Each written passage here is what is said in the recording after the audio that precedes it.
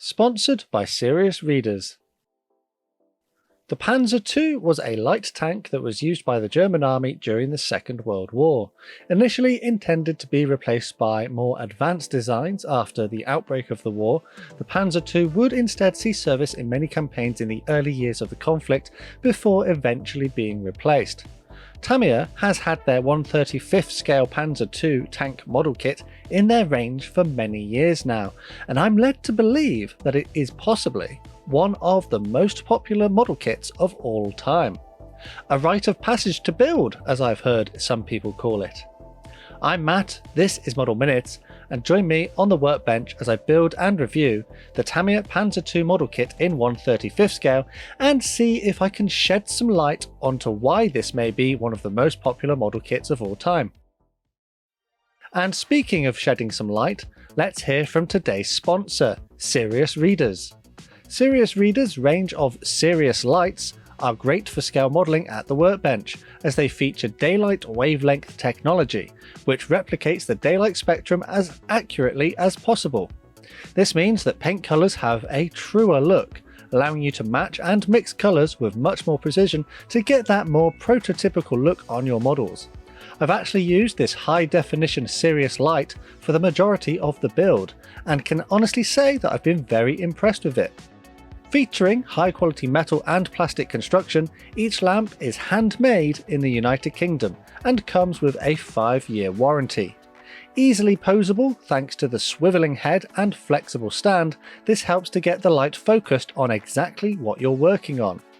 And speaking of focusing, this lamp can do that too, being able to flood an area with light or produce a more focused area of effect.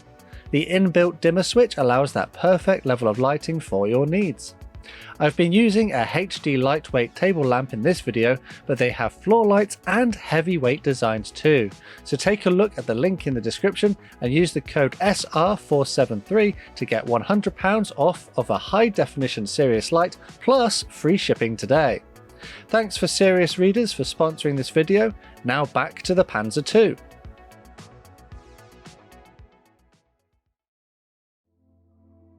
As usual, for a more in-depth look inside the box at the contents of this kit, please take a look at the dedicated unboxing video I've already made on that topic.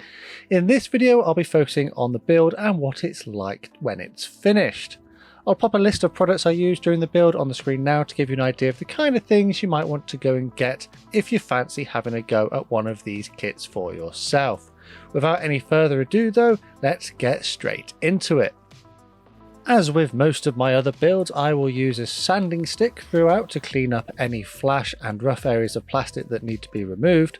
I will remove the parts from the sprue using my side cutters or potentially even a sharp knife, and I will also clean up the moulded joins and seams using a knife. This kit, as it's a little bit old, does feature a little bit of mould misalignment between the two halves, and there is a mould seam that is quite prevalent on many of the parts which will need addressing. Tamiya Extra Thin Cement will be my glue of choice throughout this build, and the first step was to put the axles for the driving sprockets in place at the front of the chassis. Following this, there are a couple of little hook components which go on the front, and then I turned my attention to the rear of the chassis, installing these little towing eyes or restraining loops down and adding on this metal bar part. I'm not entirely sure what every part of the tank is, tanks not really being my strong point, so let me know in the comments what these things are as I go through, because inevitably I will get them wrong. Having done that and added the engine exhaust, this assembly was then glued onto the back of the tank. The two driving sprockets need to be assembled. I've already done one, so I'll quickly show you how to do it. First up, you drop this poly plastic type part into the center and then glue on the top hub. Tamiya have designed these parts to freely rotate if you do them correctly.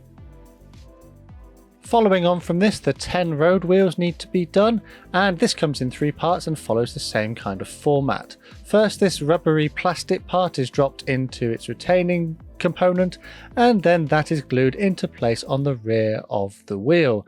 Again, if you do this correctly and are careful with the glue, you should have a part that can freely rotate on assembly to the tank a little bit later. With those 10 road wheels now complete, it's time to do the last 2 returning wheels. And this follows the exact same format, which is simply to drop in one of these polyplastic components and then glue into place the retaining part. I'll keep those components off of the tank for now, but I will glue into place the idler wheels which go into their little holes on the side of the tank. These will be glued into a fixed position. I can now turn my attention to assembling the turret. So it's not a particularly complicated part of the build, but you do need to take care to make sure that the center part which holds the guns can freely rotate. You do get the option of building an F or a G version, and I decided to go for the G version, which has this rear storage bin thing on the back of the turret. So after installing the small detail there, that was carefully glued into place. After this, it was time to add on the part at the top of the tank where the hatch is, and then install the hatch in the open position. It is my intention to have the figures that are included added onto the tank. After this, I drilled out the gun barrels using a very small drill bit. I think it was a 1mm bit, and then the main cannon and the coaxial machine gun were glued into place. Following on from this, some small parts were glued onto the side of the turret in their relevant places, and then I could move on to the top of the hull. So the hull features just a number of components which need to be glued into their respective places, and I'm just going to whiz through this because as long as you follow the instructions you can't really get it wrong. Every component has a little hole or mounting point which makes it fairly easy to get in the right place. These include the little jacks, the lamps on the front of the tank, the spare wheel, a little slit for the driver to look through, some extra toolboxes, parts that look like storage bins on the running plates on the side, a little shovel, and the component which holds the aerial, which I'm led to believe can be raised and lowered to allow the tank to swivel without interfering with it. And when that was done, the top of the tank was complete and it could be snapped into place on the chassis. I would use a bit of glue, but we're pretty much at a point now where I can start painting. And speaking of painting, the first job was to put a primer coat down on the model. I'm using this generic spray primer which I got from a cheap shop, and it's not exactly the best paint in the world, but it does the job that I'm looking for, and that is to create a smooth base layer which the subsequent layers of paint can stick to. Alternatively, the plastic is pretty much molded in the almost right colour for some of the paint schemes that are included in the kit, so if you didn't want to paint this model you could probably just stick the transfers on and call it a day. When that primer coat was dry, next was some dark yellow XF60 from Tamiya, and it was thinned down with X20A thinner in the airbrush. I did this at about equal parts so it had the consistency like milk, and I do quite like using Tamiya paints through the airbrush. They come out with a nice uniform colour and they apply to the model really well. However, I do wish that they came in slightly better airbrush friendly bottles rather than those little glass jars, because it can become a little bit of a hassle getting them out and mixing them correctly. But when that was done, it was time to move on to the next step. This Vallejo Burnt Umber model air paint was loaded into the airbrush, and I did add a few drops of thinner just to help it flow a little better. This was then carefully airbrushed onto the tank to create random sort of blotches or splodges of paint. I decided I wanted to do the 3rd Panzer Division tank, which has the paint scheme included in the kit, and apparently this has red blobs according to the instructions. However, having done a bit of research since I built the kit, I'm not entirely sure this is 100% accurate. Some people seem to say there should be green splotches on there as well, and also I'm not entirely sure this was used in the desert. So those who know more about tanks, let let me know down in the comments. But at the time I decided to go with this, and I guess we'll see what happens. When that mottling was dry, this gloss varnish was thinned down with some water in the airbrush, and then this was applied to the turret and the chassis in preparation for the transfers. This gloss varnish should provide a nice smooth surface for the transfers and prevent them from silvering when they are applied. And speaking of the decals, you get a small sheet with some very nicely printed transfers on them. The only thing I wish that Tamiya had done with the design of these transfers was put the ones for the same paint schemes in the same place. I kind of get that they mirrored them on the sheet to make them a little bit easier for them during the design process, but as a modeler, having to cut them off from different areas of the sheet makes it a little bit more fiddly. Micro scale, set and sol will be my setting solutions during this build, and also if you'd like to get your hands on the STL file for the holder shown here, go over to my Patreon and join for free where you'll be able to download that one. So I applied some micro set to the areas where the transfers were going to go, and having soaked the transfers in warm water off screen, they were then slid off the backing paper and carefully positioned. There aren't that many transfers on each of these paint schemes, so it is quite quick to get through this step.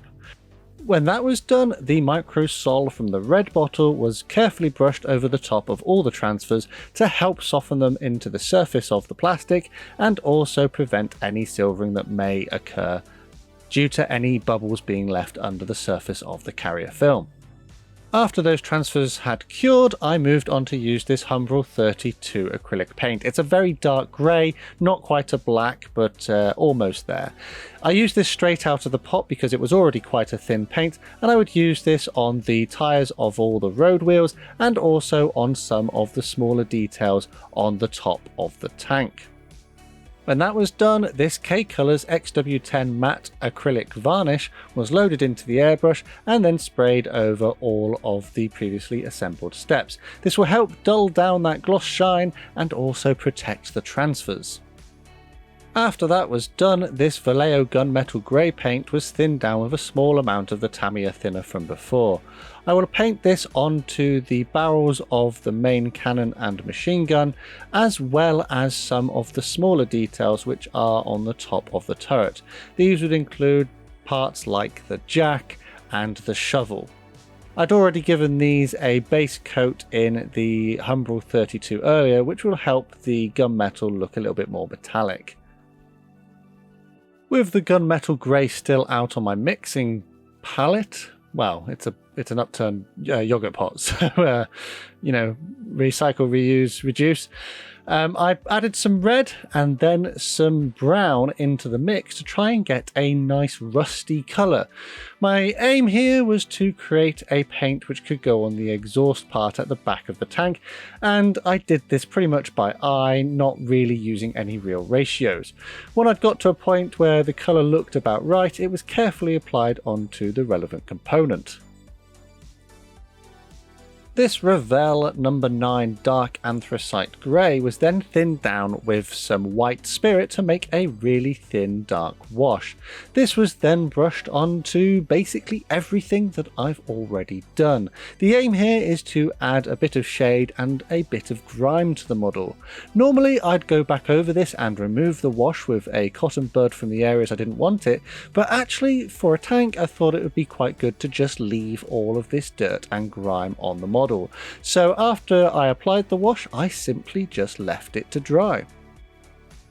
And when it was dry, the brown and red that I used previously made a reappearance, but this time it was just mixed together without any of the gunmetal grey.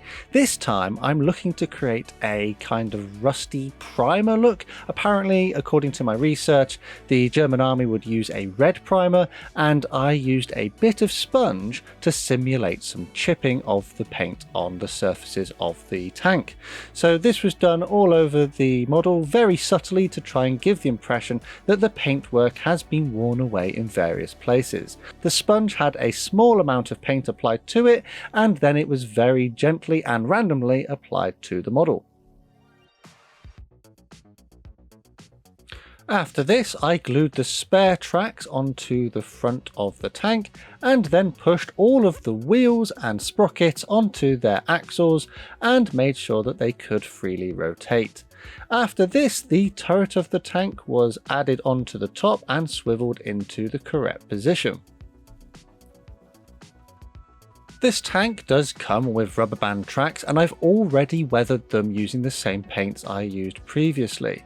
And to join them, I used my soldering iron on its lowest heat setting and melted the plastic rivets so that they would stay joined together. After this, I then carefully stretched the rubber bands around the running wheels and made sure that it could rotate freely. I'm not too fussed if it doesn't rotate freely because I will probably glue it down to a base a little bit later, but it's nice that this feature is part of the design of this tank. And with that, the tank is pretty much done. However, this kit does come with some figures, so let's get started on those. There are 5 figures included in the box, and the first thing I had to do was, as previously mentioned, remove that rather unsightly seam down the sides of the figures. This is due to the slight misalignment with the moulding, and it was a very time-consuming part of the build. Following this, all of the figures were just simply glued together as per the instructions included in the kit. They do come with a few options for extra bits, extra details, such as ammo pouches, so I just glued them on in a way that I thought looked about right. And with that, I pretty much have completed my figures, and I've got all of them ready for some painting. So a little bit differently compared to the tank, I'm going to use this generic black spray paint as their base layer. This was applied over the entire figures. And then after this, I went for a zenithal highlight using this Hobbycraft white, and this was applied from above the figures to give a highlight as if they are out in the sun. With those primer layers now complete, Tamiya Flat Flesh XF15 was carefully applied onto all the fleshy parts of the figures, including their faces and hands. After this khaki colour from Vallejo was used as the main overall uniform colour. I'm not entirely sure what the most accurate paint colour would be, but this is just me expressing myself. So after this camouflage olive green was used for the tunic of the commander, because I'm led to believe they may have had slightly different colours depending on what they had available to them. This English uniform paint was then applied to all of the straps and webbing that the soldiers were carrying to give it a slightly different look and make it stand out a little bit more. I'd also used this on their boots. The gunmetal grey paint from Vallejo was again used on all of the weapon parts, but taking care to avoid the wood areas, which I will paint with a wood colour a little bit later. The figures were all then given a wash with the same dark black enamel wash I used on the tank earlier. The aim of this is to settle in all of the shadows and add a bit of contrast. Following this, pale sand was dry brushed very lightly over all of the figures to help add further highlights to the models and give them a little bit more of visual interest. I would also use this pale sand dry brushed over the entire tank as well to add further highlights to the vehicle. As mentioned earlier, I want to make a little base, and this is a piece of A4 foam card which I spray painted on one side with some black matte primer, and as you can see it's melted it slightly and given it this very interesting texture.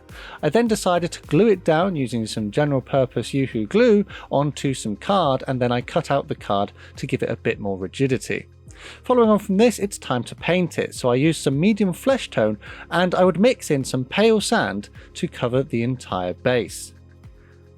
The kind of look I'm going for here is a desert floor, and it will end up looking a bit like a cracked dry riverbed.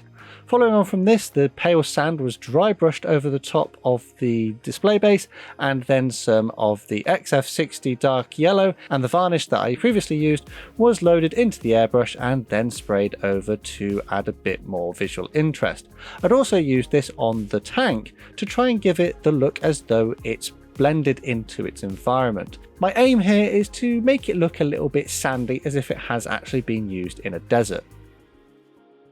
I discovered quite by accident that if I then went and started cracking the base I've already created, it will create these very realistic looking cracks and seams as if the desert has dried out and formed this rather dry and cracked looking riverbed. And I really like the look of this. So this is a technique I may use again in the future.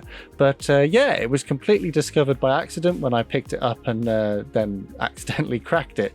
But it looks pretty convincing to me, so I just carried on cracking it a bit more, and then I was ready to glue into place all of the figures and tanks in a position which more or less looked right to me.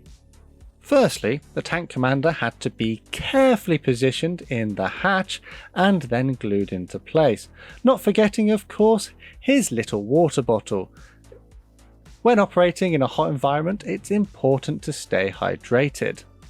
The tank was then glued onto the base using the Yoo-hoo glue from earlier, and then following this the figures received the same treatment. I was kind of going for the same kind of positions reminiscent of the box artwork, but some of them are in slightly different places just to add a bit of variety. And with that, I called my build of the Tamiya Panzer II in 1/35 scale complete.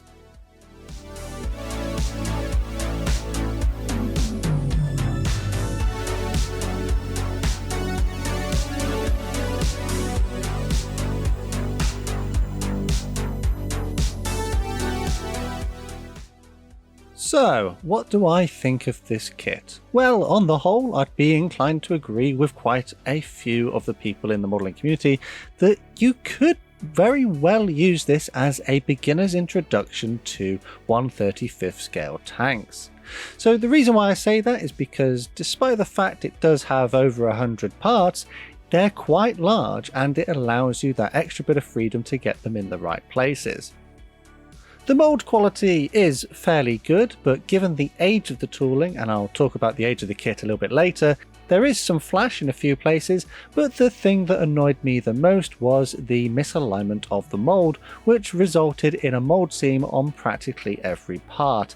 But if you're a beginner and you're not too worried about the look of this misalignment, then that's nothing really to worry about.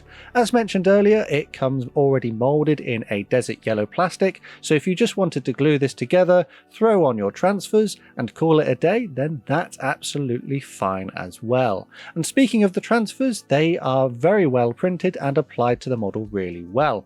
The only issue I did have, as mentioned previously, was that the ones that you need for your particular paint scheme aren't necessarily printed in the same place on the sheet, which does mean that you do have to do quite a lot of cutting and careful movement of your scissors in order to remove them, but it is something that can be overcome. I just found it a little bit fiddly and annoying when it didn't really have to be like that.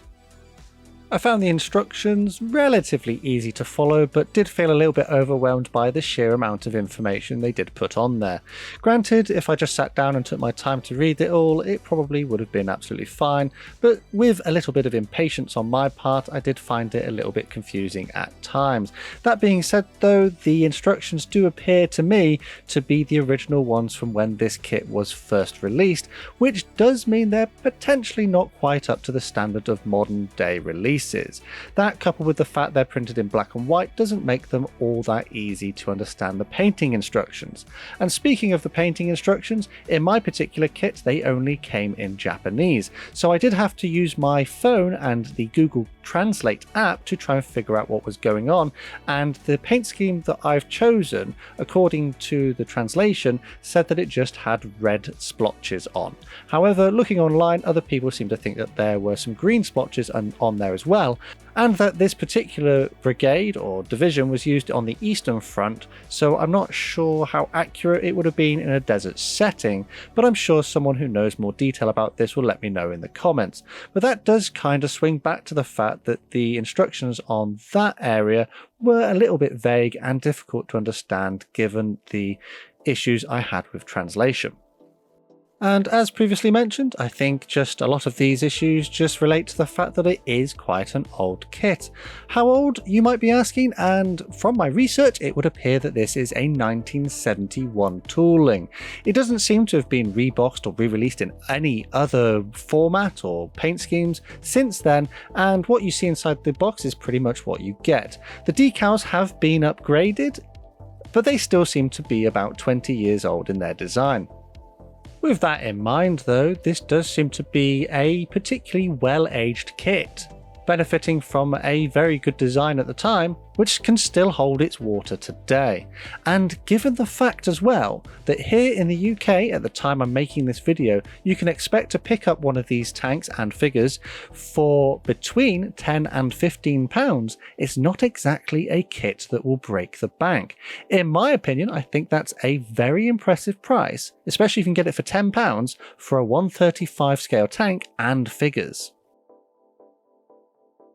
All in, this project took me about 3 days to complete, and on the whole I'm very happy with how it's turned out. I don't normally build tanks or armour, and I feel like I've learnt quite a few things in this particular build, particularly with the figures and the painting that I've tried there. I'm particularly happy with how the weathering turned out, but I feel I do need a bit more practice with the splotches and my airbrushing skills, but I'm sure in time, with every build that you do, those skills will improve. I think though it's probably time to wrap this one up. This is a relatively old kit that still has some very good qualities to this day and is probably worth picking up given that it has a very cheap price. It could indeed be suitable for beginners, and it's not really surprising why this is possibly one of the most popular kits of all time. As always, quick shout out to my channel members and patrons for their extra support they give the channel. A massive thanks to these guys on screen. Whilst I'm here, I'd like to welcome the latest members to the club. They are David Jarvis, Nick Ashwolf, NJ Bamforth, Broken Ghost, Winthy, Anton Fibes, 1000 Words, Roadrunner 16124, Fly Casual Modeler, Tasky, and Michael Fuller. Welcome to the club. Take a look at the links in the description to find out more. Additionally, there are other ways to help support the channel if you'd like to do so, and full information is down below. However, the best way to support this channel for free is by subscribing and turning those notifications on so you never miss a modelling upload. Let me know what you think of my build down in the comments, and dropping a like would be greatly appreciated. Once again, thanks to Serious Lights for sponsoring this video, and don't forget to check out the link in the description and use the code to get £100 off your own HD light and free shipping. Finally though, the last thing to say is a massive thank you to you for watching this one, and I'll see you on the workbench again next time.